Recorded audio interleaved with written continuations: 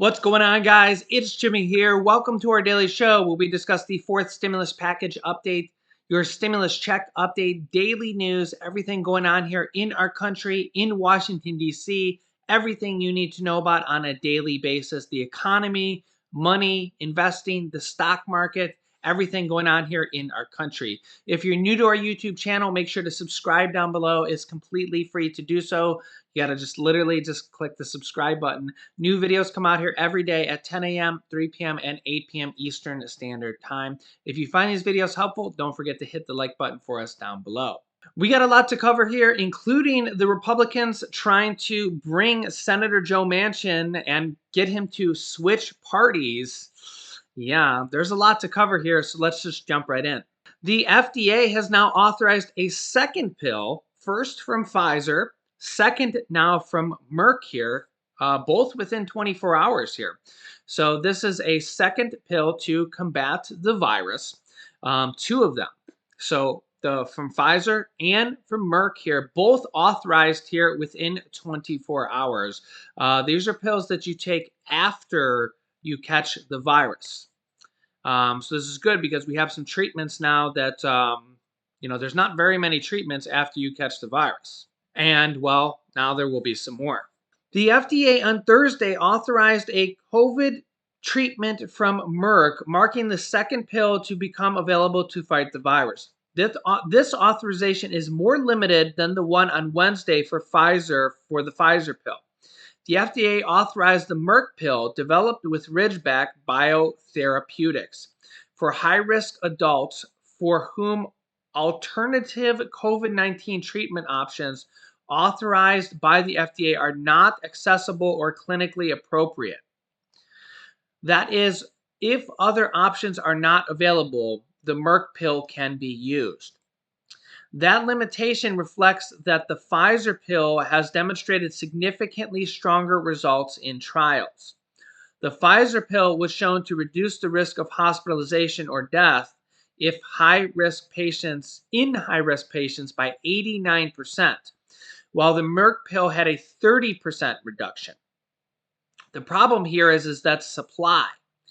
Pfizer only expects to have around 180,000 pills by the end of the year.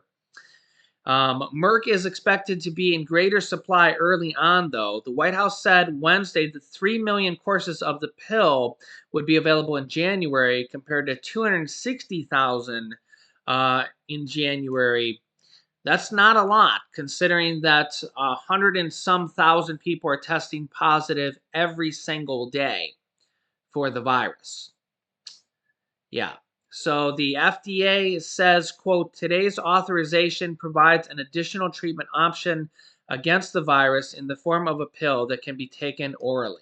Quote, as new variants of the virus continue to emerge, it is crucial to expand the country's arsenal of COVID therapies using emergency use authorization while continuing to generate additional data on their safety and effectiveness. Like the Pfizer pill, the Merck pill is intended to be used within 5 days of symptoms beginning. President Biden says he wishes today that he had ordered 500 million at-home virus tests 2 months ago.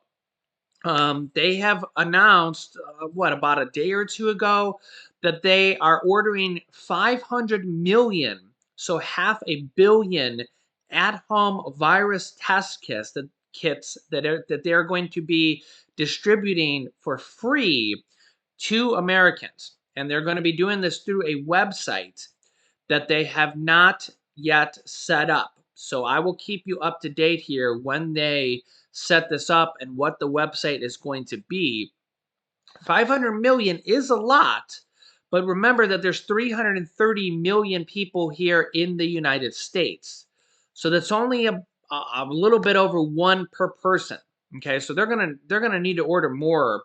But if you've been trying to get at-home test kits to see if you have the virus, if you're experiencing symptoms, or if you have a cold, or if you just want to know, they're really, really hard to get right now. And in some places, they're really expensive. I seen a post on Facebook from a friend that said they called 25 different places and they were sold out everywhere. everywhere, in 25 different places. So this is something that is really needed for our country right now. And they're going to need more. They're going to need another 500 million soon, honestly. I mean, we have 330 million people here in our country. Yeah. So it's really good to see them doing this. And for free, which is even better. Now, progressive Democrats are demanding President Biden act alone through presidential executive order to implement the agenda after Manchin, well, this is a little bit dramatic, quote, kills the massive spending bill.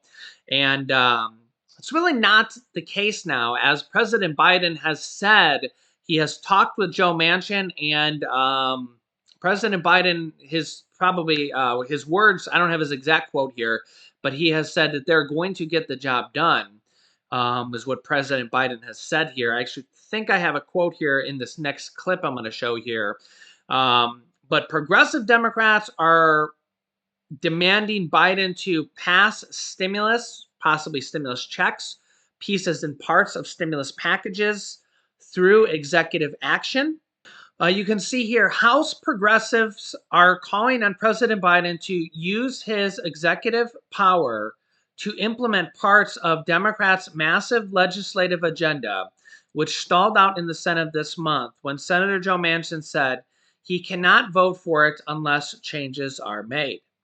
Quote, today, the elective leadership of the Congressional Progressive Caucus is calling on the president and all Democrats who believe in the need to build back better for climate, care, immigrants, and those seeking economic dignity, and the opportunity to come together and deliver for the American people, the Congressional Progressive Caucus said in a statement. That means a whole of government approach. It continued. In Congress, we will continue to prioritize a legislative path for Build Back Better. In the meantime, the White House must continue to act on a parallel track by using the president's incredible power tool of executive action. Yeah, so Democrats are calling on the president to pass stimulus checks, stimulus items, pieces and parts, whatever he can through presidential executive order. Progressive Caucus Chairman Representative Pramila Jayapal said earlier this week that she hopes Biden will act alone to implement parts of the reconciliation bill.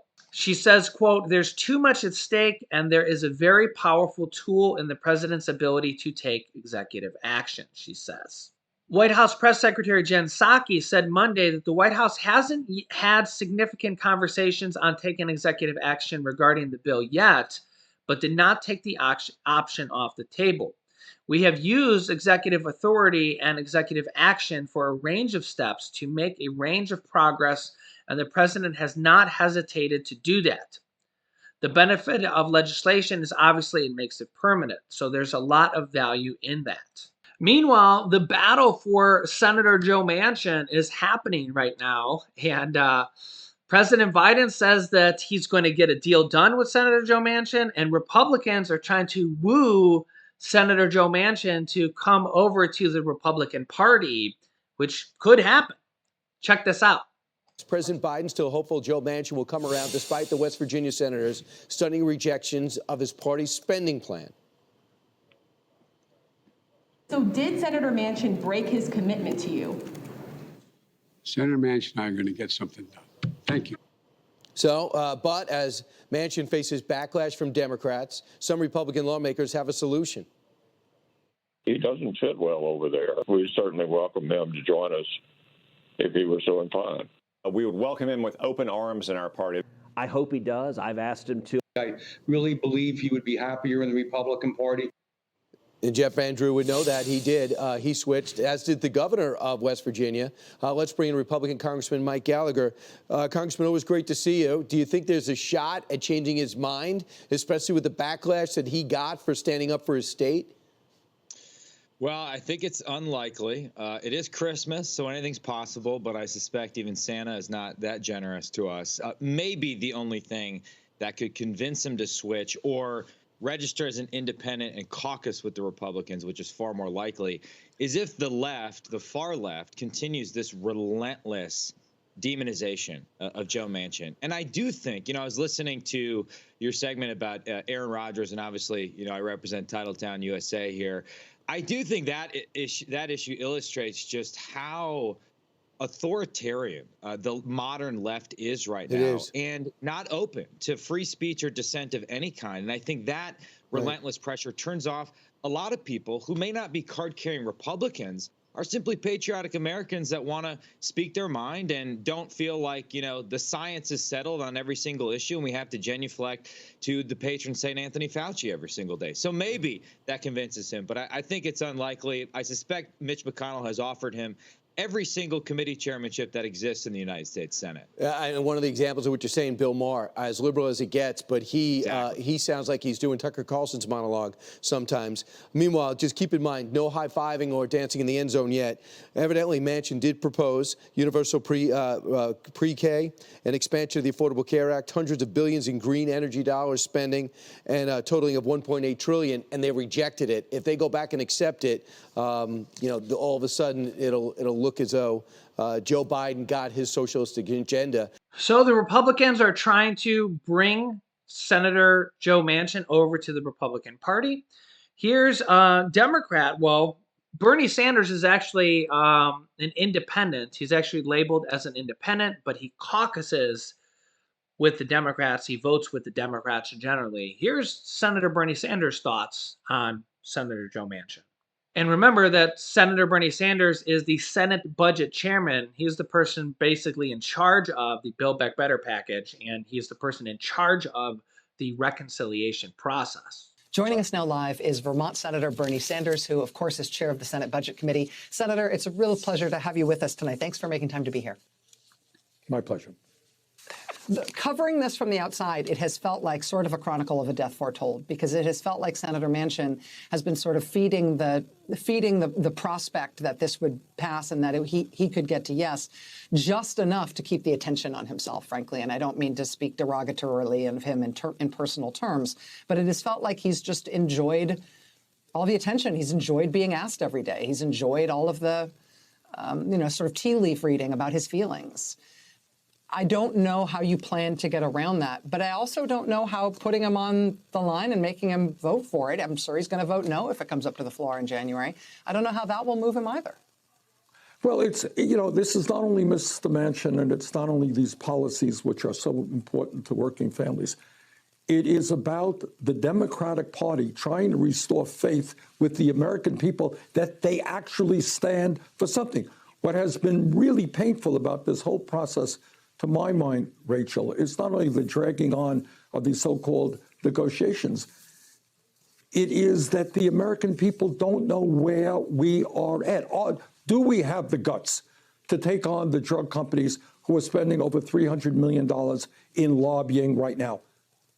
Is that the Democratic Party have the guts to take on the private insurance company who do not want us to expand Medicare to cover dental, hearing, and eyeglasses? Do we have the courage to do what the scientists are telling us has to be done and transform our energy system away from fossil fuel? So the issue is not just Mr. Manchin.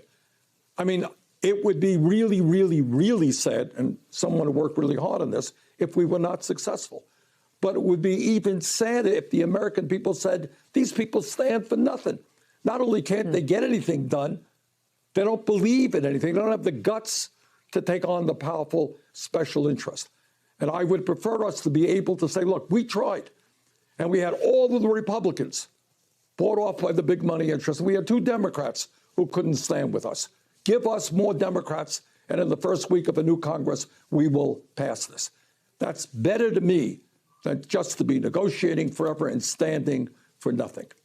Yeah, so let me know your thoughts on this. Do you think Senator Joe Manchin should switch to a Republican Party? Do you think he is a Republican in wolf in sheep's clothing? Now, remember that if he does switch to the Republican Party or an independent that caucuses as a Republican, the Republicans would take over the Senate, okay? That means the Republican would be in the majority.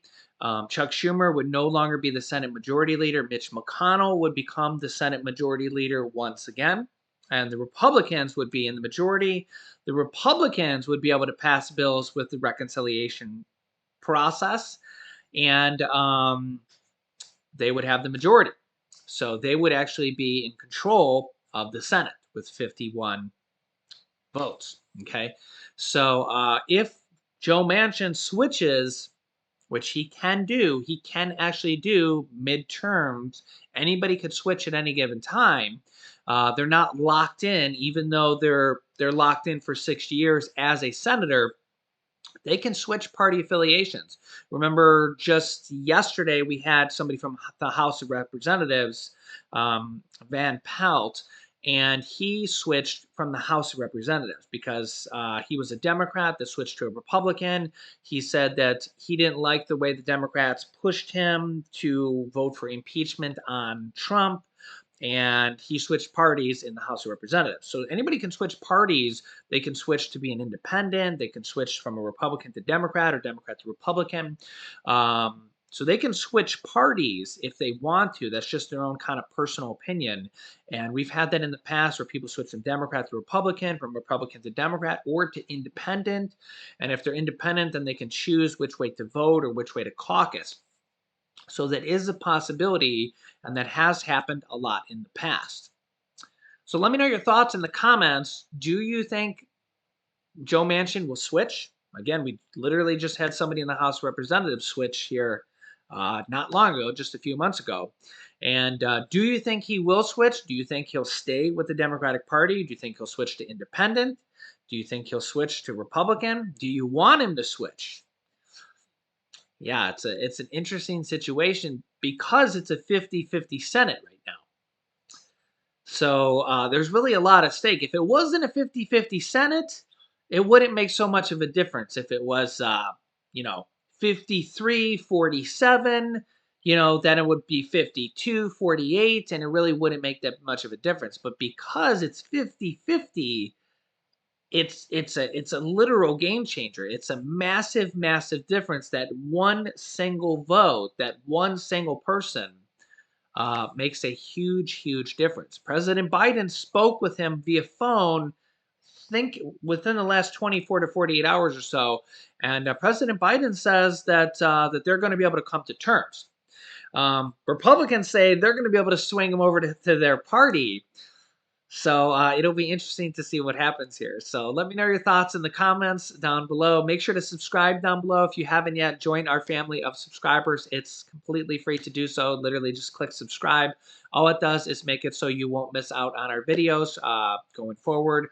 New videos come out here every day at 10 a.m., 3 p.m., and 8 p.m. Eastern Standard Time. I will have a video tonight at 8 p.m. And for Christmas Eve and Christmas Day, we will be having a video at 3 p.m. on Christmas Eve and 3 p.m. on Christmas Day for you guys. So we definitely wanted to put out some videos for you guys over the holidays. We're going to be having some special guest appearances for you guys for the holidays. So Merry Christmas, Happy Holidays, and Happy Hanukkah, Happy Kwanzaa, whatever you celebrate, Happy Holidays. We're going to be sharing a little bit of our family with you guys. I know a lot of you guys consider us family. We consider you guys family. Like we spend literally every day with you guys. So we're looking forward to having some of that, and we're going to be having some of our little family with your family. So we're definitely looking forward to some of that with you guys. So Merry Christmas, guys, and we'll be seeing you tonight at 8 p.m. and on Christmas Eve and Christmas Day at 3 p.m. So Merry Christmas, and you can click here to watch my newest video here next. Thanks for watching, guys, and I will see you in the next video.